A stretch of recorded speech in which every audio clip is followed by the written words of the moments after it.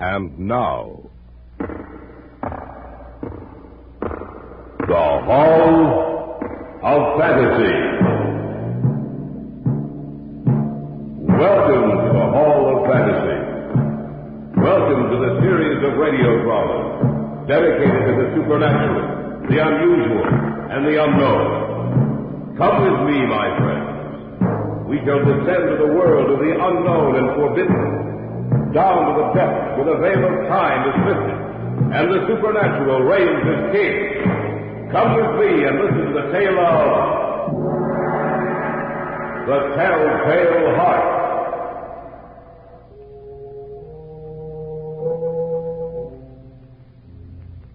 I had nothing against the man. I didn't want his money. And those who say I did are crazy. He was always agreeable and liked me. But there was one thing about him that bothered me. That eye of his. That pale blue vulture eye. Why did you do it? That voice. It's always with me. It's always with me. Why did you do it? Why did you do it? Listen. Can't you hear it? Slow. Rhythmic beating. It's with me. It follows me wherever I go. The pounding of his heart. The pounding, beating rhythm of the telltale heart. Be quiet! Be quiet! Be quiet!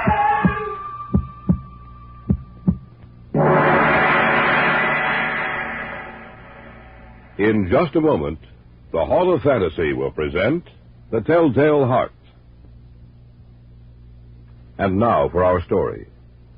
Adapted for radio by Richard Thorne, entitled The Telltale Heart.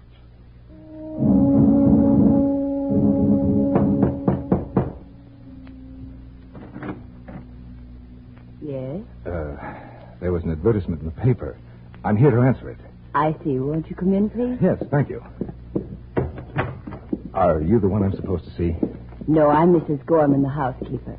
Mr. Lawrence, the old gentleman, he's the one you're to see. You'll just wait here. I'll tell him you're here. Yes, thank you, of course. Mr. Lawrence, Yes? someone here in answer to the advertisement you placed in the paper. Send him in, Mrs. Gorman. Sir, Mr. Lawrence will see you now. Thank you. He's over by the desk, sir. Yes, ma'am, I see him. Thank you. You come in answer to the advertisement in the paper. Yes, sir. Care to sit down? No, I'll stand, thank you. What's your name? Crowther. David Crowther. Aside from my housekeeper, Mr. Carver, I live here by myself. I feel the need of a companion. Someone to whom I can talk. Mrs. Gorman is a housekeeper. She doesn't talk very much. Very competent person, but very uncommunicative. You have references, I suppose? No, Mr. Lawrence, I haven't. Oh. What work have you been doing? I'll be completely honest with you, Mr. Lawrence. I haven't been working for the past year. I was only released from the hospital 2 weeks ago. I noticed you looked rather pale. Are you well now? Oh, yes. I've completely recovered. Well, you don't have references. I don't know. Please, Mr. Lawrence. I need employment. My money is all gone, and I must work in order to live. I see. What about your family? I have no family. No other attachments? No, sir. I'm going to take a chance on you, Mr. Crowther. Thank you, Of sir. course, your salary won't be too large. But you'll have a roof over your head and plenty of food to eat. When can you start? Tonight, if you like, Mr. Lawrence. Excellent. You know, Mr. Crowther, David, if I may call you that. Yes, sir. I have the feeling that we're going to get along quite well together.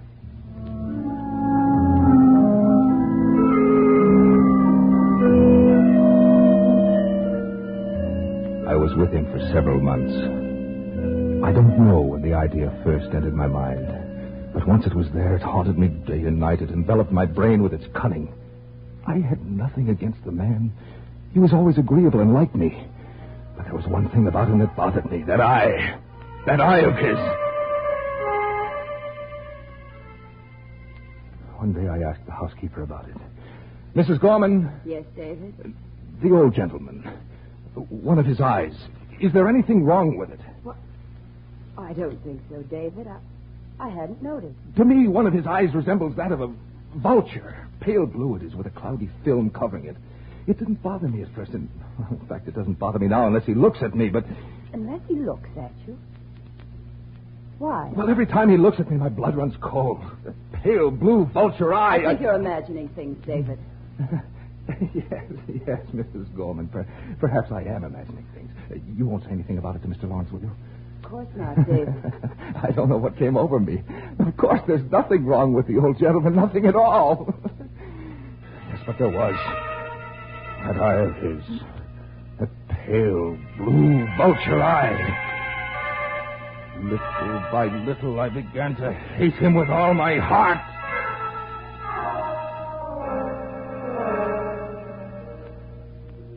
One evening, a few weeks later, the old man and I sat in the living room. We had just finished dinner and were talking, as we usually did. Just as you say, Mr. Lawrence, we'll have to wait and well... What are you looking at? What, David? Are you staring at me? No, of course not. Yes, you are. Don't look at me like that. I'm not... Don't look at me! Turn it away, turn it away, turn your eye away. David, what's wrong with you?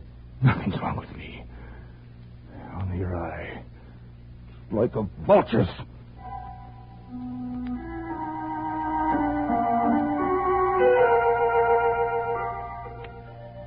A few days passed, and I guess he thought I had forgotten about his eye.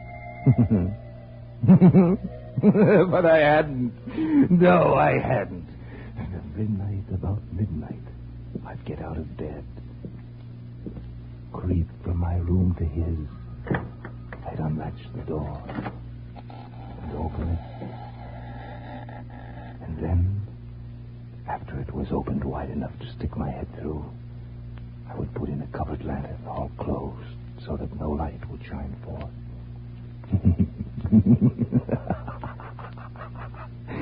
And after I had my head in the room, I would undo the lantern so that only a single ray of light darted out. And I would shine it on his face to see if his eye were open. Well, no, it never was. Not then. I found the eye always closed. And you see, that made it impossible to do my work. For it wasn't the old man that bothered me, but his eye. His evil eye. And unless his eye were open, I couldn't do it. But I knew that one night it would happen. Yes, it would open, and then I could do it. Then I could kill him.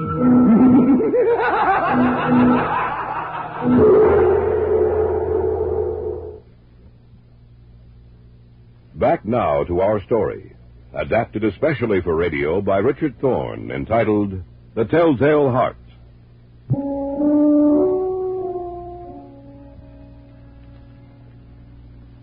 And so I waited. I went out of my way to make him comfortable. I made sure that I never mentioned anything about his eye to him. And every morning I would go into his chamber boldly and ask him, "Well, Mr. Lawrence, did you sleep well last night?" Why, yes, David, I did. You didn't hear anything? Any noises? No, not a one. I'm glad of that. Why? Did you hear anything? No, not a thing. And why did you ask me if I had? Oh, I was just asking, Mr. Lawrence. I wanted to make sure. I wanted to make sure.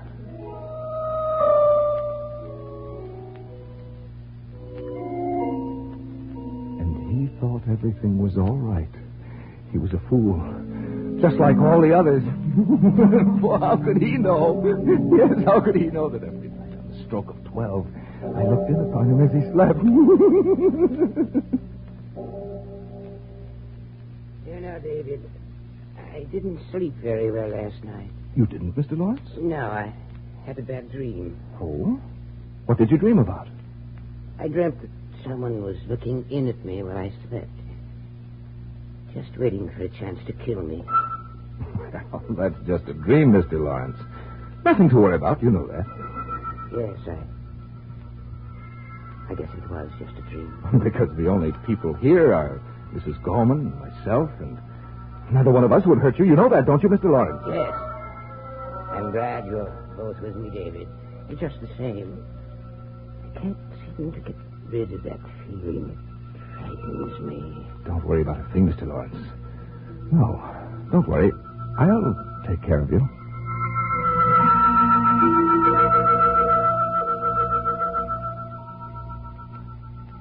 On the 8th and last night, I took special pains to make sure he wouldn't hear me.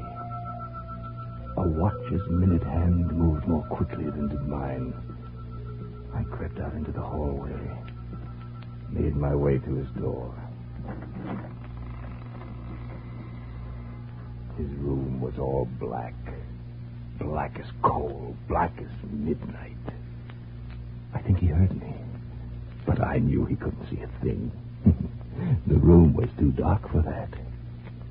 I was almost in the room and about to open my lantern when my thumb slipped upon the tin fastening, and the old man was immediately fully awake. He sat upright in bed and whispered, "Who's there?" I said, "Who's there?" I kept still. I didn't say a thing. No, not a thing. And for what seemed like an hour, I stood there and didn't move a muscle. I knew he wouldn't lie down. He was sitting up in his bed, listening for what it was that had made the noise. The old man was in mortal fear. When I had waited a long time and still had not heard him lie back upon his bed, I resolved to open my lantern a little. Yes, just a little, just the tiniest bit. And presently, the tiniest bit of light struggled out. I directed it towards him like the thread of a spider. And finally it came to rest upon his vulture eye. And then I seemed to hear something. I didn't know what it was. I couldn't distinguish it at first, and I racked my mind to think of what it was. And when finally it came to me, yes, that was it. It was the beating of the old man's heart. Who's in here? I could hear it distinctly. He was so afraid. Beat, beat, beat, beat, beat, beat. It went. I could feel its rhythm. The old man was in mortal terror. But I held the lantern motionless. I tried to keep the beam of the light focused on that terrible eye, that pale blue vulture's eye. The incessant drumbeat of his heart increased. It grew quicker and quicker. Beat, beat, beat. Louder, louder every moment. The old man's terror must have been extreme. And then I thought of something else. The sound of his heart was so loud it might be heard by someone else, by Mrs. Gorman, by some prying neighbor. And I couldn't allow that, could I? No. And the beating grew louder and louder and louder until I could stand it no longer. Who's there? Don't be afraid, old man. Is that you, David? That's right, it's only me. Nothing to be afraid of. What are you doing in my room? Just watching over you, Mr. Lawrence. I thought you were someone else. You have nothing to fear from me, old man. You should be asleep. Oh, I'll go to sleep. And so will you, old man. So will you. David, what's wrong with you? Nothing. Nothing, old man. Nothing at all. Don't come any closer to me. Stay away from me. Die, old man! Die! Let your heart die with you. Go. Die! Die! Close your eye, that vulture eye! Close it forever!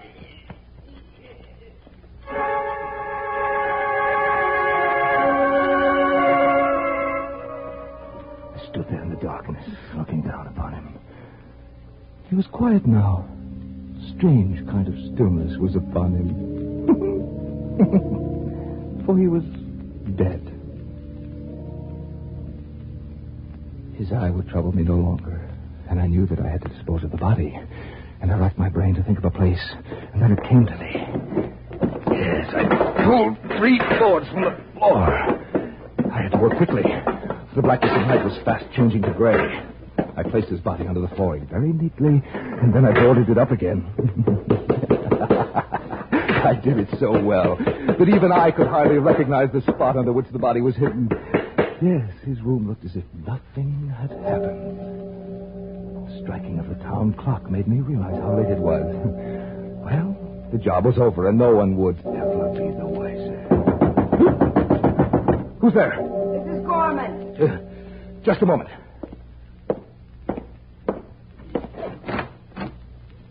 Yes. Yes, what is it? Where's Mr. Lawrence? He's not here. Not here. No, he went out to the country late this evening.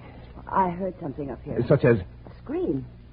No one screamed, Mrs. Gorman. What? I guess I was mistaken. I'll have to send them back then. Who? I was afraid when I woke up I heard, or I thought I heard a scream. You didn't hear a thing. Mr. Lawrence has been gone for some time. What are you doing up here? I wanted to make sure he hadn't forgotten anything. What you probably heard, Mrs. Gorman, was the neigh of the horse as the carriage carried Mr. Lawrence away. Then I must tell him to go. Who? Who's downstairs? Who is it? Well, I was frightened. I called the police. They're waiting for you downstairs. For both you and Mr. Lawrence.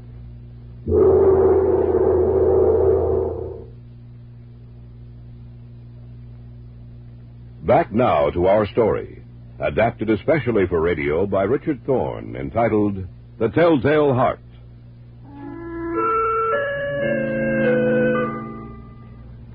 I was so sure that no one had heard anything. But Mrs. Gorman, the housekeeper, she must have heard him scream. Or did she hear the beating of the old man's heart?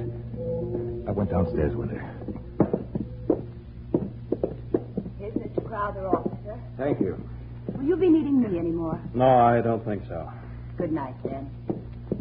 Well, what can I do for you, gentlemen? You'll have to pardon us, sir, for disturbing you. We received a complaint from your housekeeper about some strange noises she heard. Oh, she must be mistaken, officer. Nothing's happened here. The housekeeper said she heard a scream from upstairs. Oh, she must have been dreaming. Perhaps.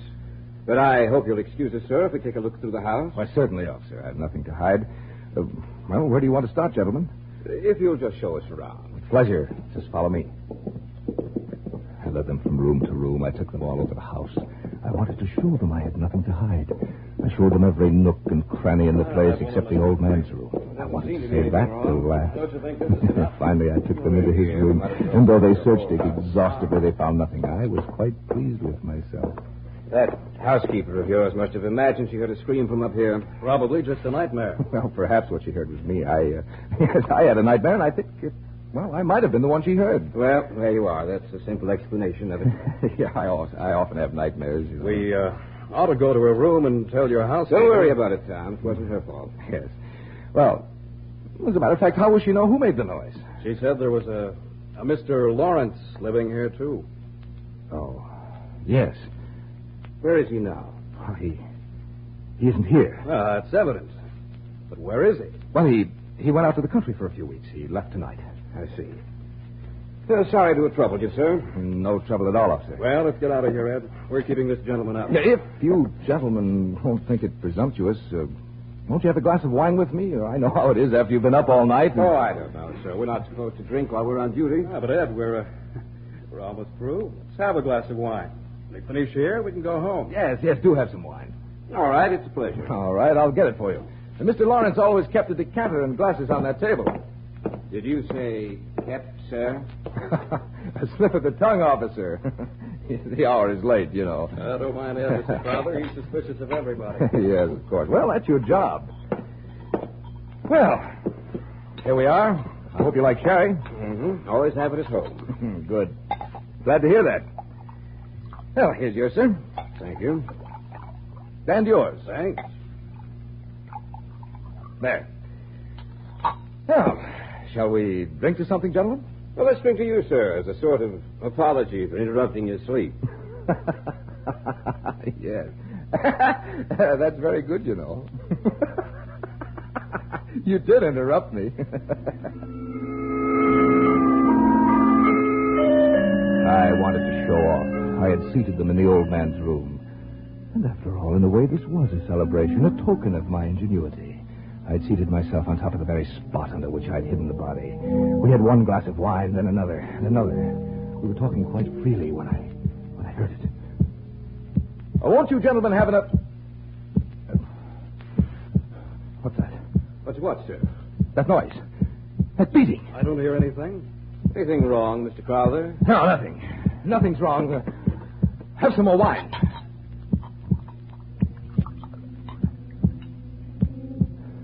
I wish they'd leave. They were getting on my nerves. I had a terrible headache. I seemed to hear a beating in my ears. They began to look at me queerly. Yet that sound increased. There was nothing I could do about it. It was a low, dull, quick sound. Like the beating of a drum. Where had I heard that sound before? They watched me closely. I paced the floor. I didn't know where the sound was coming from. Beat, beat, beat. Throb, beat, throb, throb. Where had I heard that sound before? I knew they suspected. Who wouldn't, with that incessant beating that filled the room that seemed to make the very walls shake with its monotonous beat, that rhythm? Where had I heard it before? Where had I? I knew where I'd heard it before. Beat, throb, beat, throb, beat, beat, beat, yes. I knew where I'd heard it before. It was the beating of the old man's heart. What's the matter, Mr. Crowther? Can't you hear it? Hear what, sir? Perhaps I can crush it out. What's the matter with you? What are you trying to do? Stop it from beating. Stop what, sir? Get out of here. Both of you. Get out of here. Get out of here. Can't you hear it? Can't you? I can stifle his heart, that throbbing heart. Can't you hear the throbbing? Can't you hear it? The only thing we hear is you, Mr. Crowther. I can't stand it. I can't. This pounding will never stop till I tell you the truth. The truth about what? About the old man, about Florence. I did it. What did you do? I killed him. Under the floor. His body is under the floor, and they stopped that beating. Stop the beating of his telltale heart.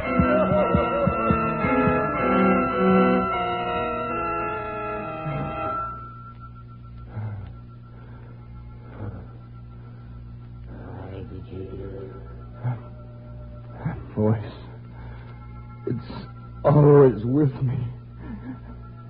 Always with me. Why did you do it? Why did you do it? Listen. Did you hear it? Slow, rhythmic beating. Beating. It's with me. It follows me wherever I go. The pounding of his heart. Pounding, the beating rhythm of his telltale heart. Be quiet. Be quiet.